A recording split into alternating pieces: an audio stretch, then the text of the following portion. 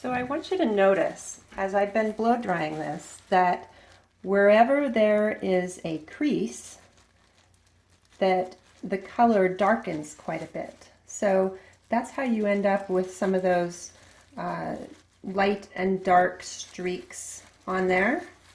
Now what I'm going to do is I'm going to turn this over and dry the back and really sort of get into these creases with the heat, because I don't want there to be any damp spots when I take out these resists. So I'm just going to keep going for a little bit longer here. Okay, I'm back. Now I've been touching it for the last few seconds as I was drying to make sure that it felt dry, and it feels done. So now let's see what happens.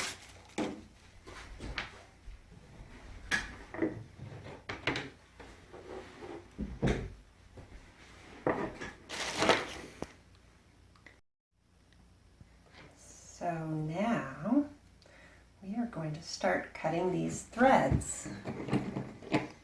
I have a very sharp pointed set of scissors here, which is very helpful for getting into these tiny spaces, because what I need to do is I need to start cutting these little knots so that I can let those threads loose.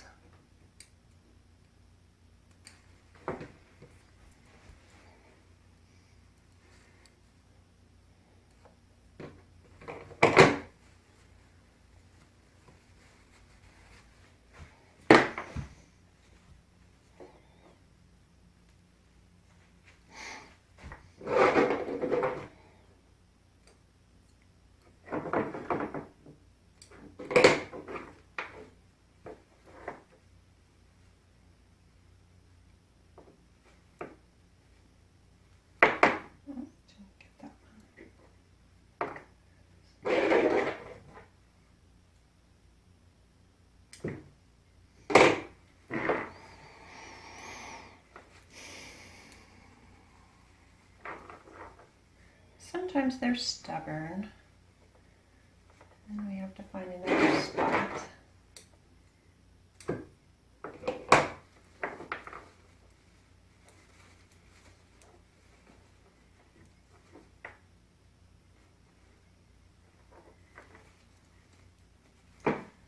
So I just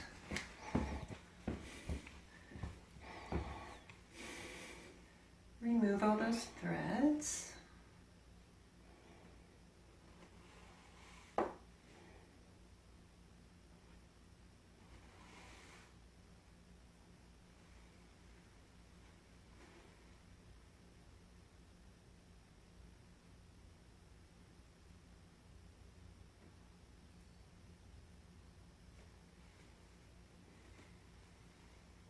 And then you start removing these resists.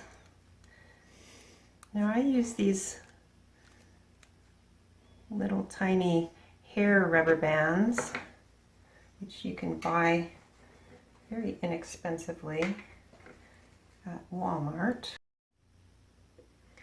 So I'm going to keep removing these, and when I'm done with that, we'll come back and see what it looks like. Okay, so I'm going to take out the last bead.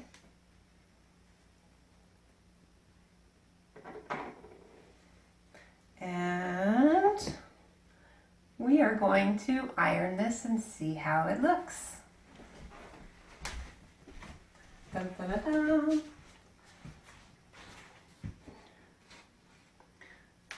So I've got this iron set on medium-high steam.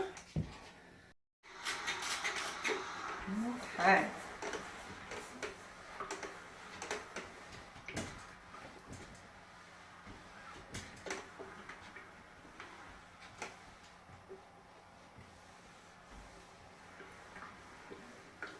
So pressing it is actually the first stage in the process of setting the colors, although it's certainly not going to be color fast after just ironing it. We have to actually use a heat transfer press and a couple of other steps to ensure that. However, this will at least keep the colors from bleeding too much if they get wet. They won't bleed too badly.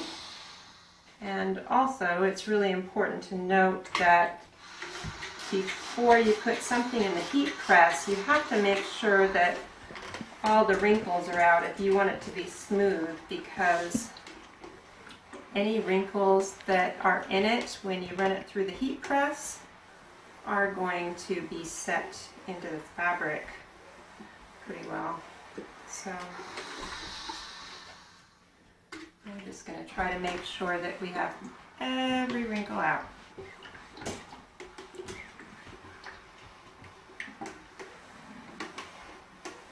So I'm going to keep going with this, and when I'm done pressing it, I will come back and show you what it looks like.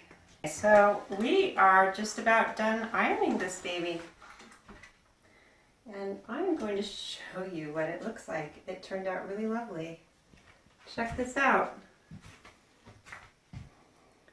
So I don't know if you can see that, but there is a little bit of shimmer, and it's just a beautiful drapey scarf. This is really soft silk crepe. So this will be a really lovely thing to wrap around your neck. So I want to emphasize that we are not done with this yet because the color still hasn't been set. You would definitely not want to wear this out in the rain yet. But we will come back and I will show you that another time. And also in one of the upcoming episodes, I'm going to show you another way of doing the Nui stitching technique, where you remember when I showed you in the first episode that we were going to do some work with silk headscarves.